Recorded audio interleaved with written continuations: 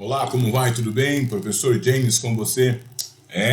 Os tempos estão difíceis, mas não se acomode. Estaremos juntos e hoje nós vamos tentar discutir aqui um assunto que eu acho essencial, que é o sistema conhecido como globalização ou a nova ordem mundial. Quando falamos em nova ordem mundial, nós nos referimos ao período que se inicia provavelmente em meados dos anos 80, início dos anos 90. Dá para se dizer, segundo eu, não, mas o professor Milton Santos, que o processo de globalização se inicia lá, com as grandes navegações, não é? Mas nós vamos considerar como o início da nova ordem mundial o final dos anos 80 e o início dos anos 90, quando cai o sistema socialista, o chamado socialismo real. A União Soviética, então liderada por Mikhail Gorbachev, inicia um processo chamado perestroika, que é a reestruturação econômica.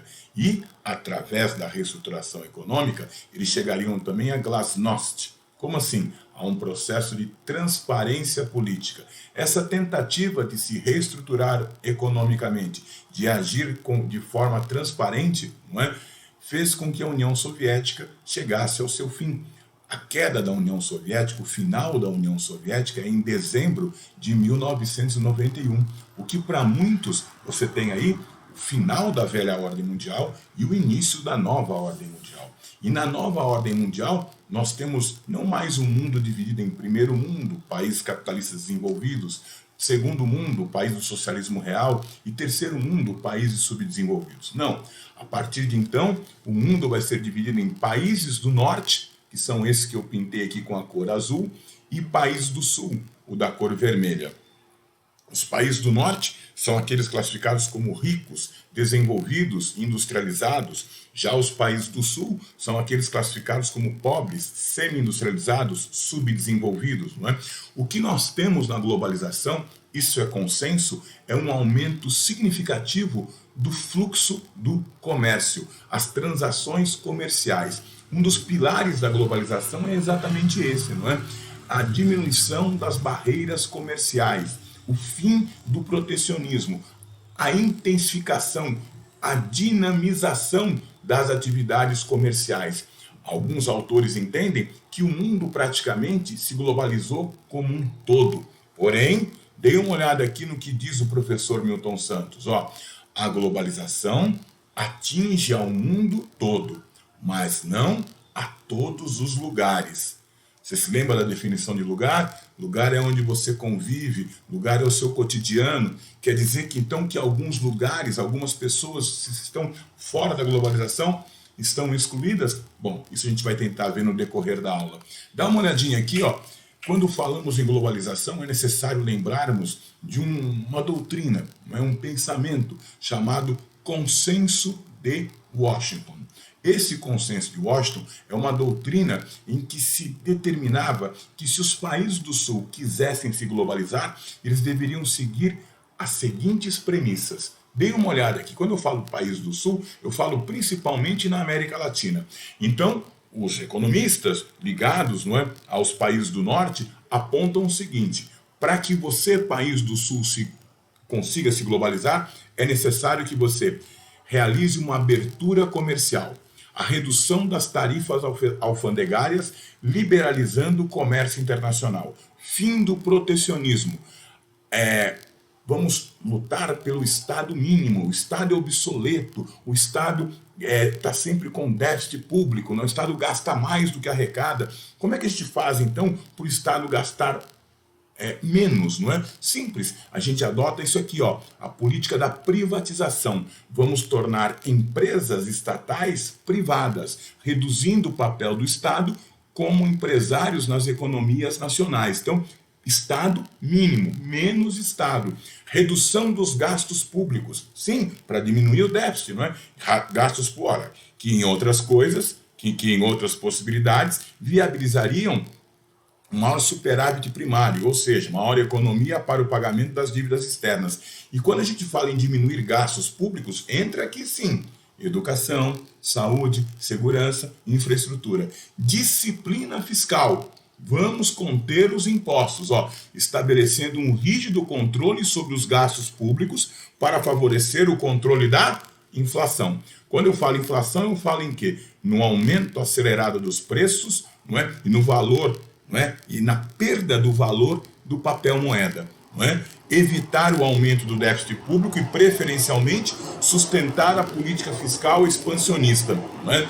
Reforma tributária, você ouve tanto isso, não é?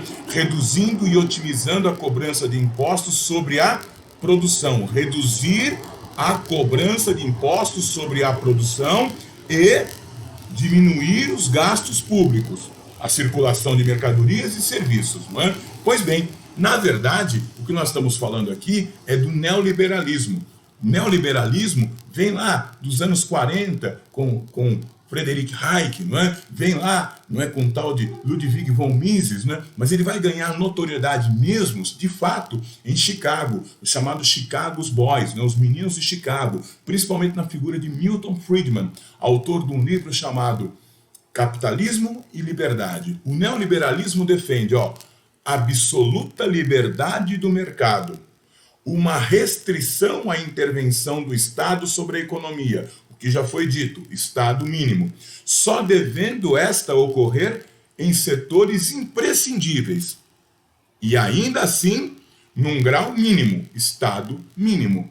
Que setores seriam esses? Mas minimamente, onde o Estado ia atuar? Educação, saúde, segurança. Tá? As características de um neoliberal: política de privatização de empresas estatais, livre circulação de capitais internacionais e ênfase na globalização, entrada das multinacionais ou transnacionais.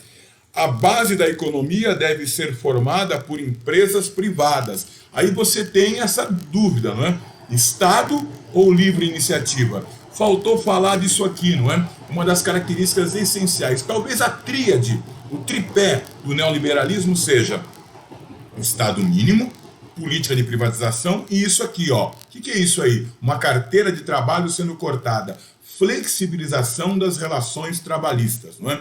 Uma das coisas essenciais para você entender o neoliberalismo é a busca pelo menor custo da produção.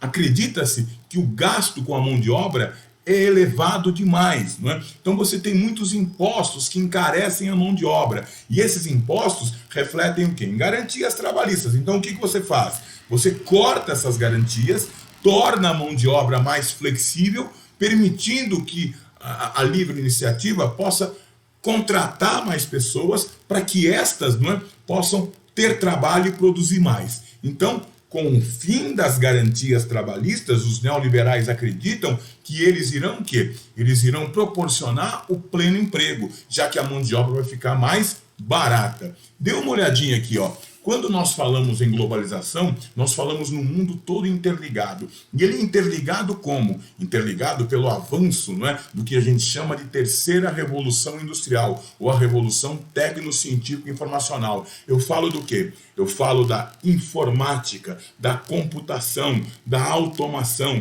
da biotecnologia. Tudo isso tornou o mundo menor. Hoje, através da internet, através dos computadores em rede, não é? O que acontece no extremo asiático, a gente sabe imediatamente. O que acontece na África Negra, o que acontece na Europa, você fica sabendo quase que automaticamente. Daí, eu coloquei para você aqui ao lado, uma música de autoria de Gilberto Gil. O nome da música é Parabólica Amará. E aqui você tem uma ilustração muito famosa, não é, de David Harvey, mostrando o quê? Um planisfério, cada vez menor. Um planisfério cada vez menor. Esse aqui é o planisfério de 1500 a 1840. A velocidade das carruagens e dos barcos era de 100 km por hora. Não é? Deixa eu ver aqui. Isso mesmo. Não, 16 km por hora. Não é? Aí você tem aqui entre 1850 e 1930, a velocidade das locomotivas a vapor chegava a 100 km por hora. Aumenta a velocidade, diminui o tempo para se chegar. Não é? Aqui, aviões, a propulsão chegam a 640 km por hora. Jatos a passageiros chegam a 1.100 km por hora. O que ele está mostrando aqui? As distâncias diminuindo e o mundo ficando cada vez menor. Olha a letra da música aqui. Antes o mundo era pequeno, porque terra era grande. Hoje, o mundo é muito grande, porque a Terra é pequena, do tamanho da antena parabólica, que nos aproxima. Aí vem o refrão.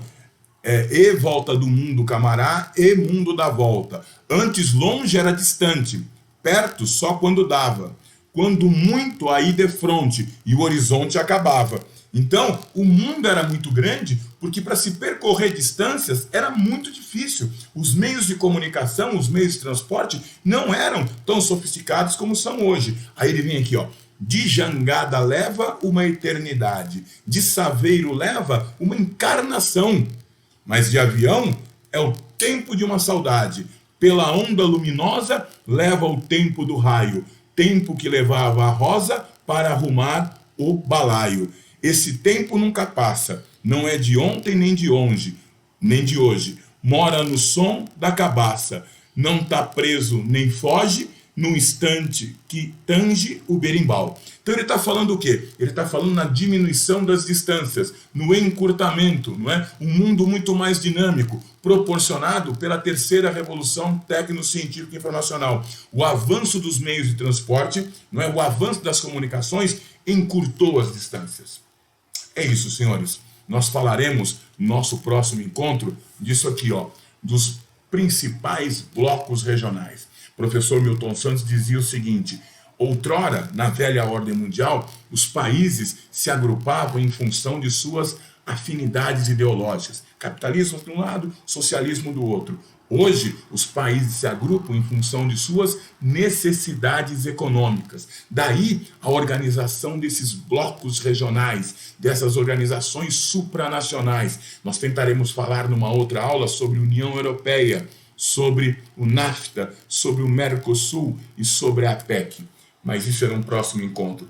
Tente fazer os exercícios da sua apostila. Se possível, vamos nos falando aqui, não é? E a gente com certeza vai sair dessa e você vai se preparar plenamente para o seu vestibular. Tchau!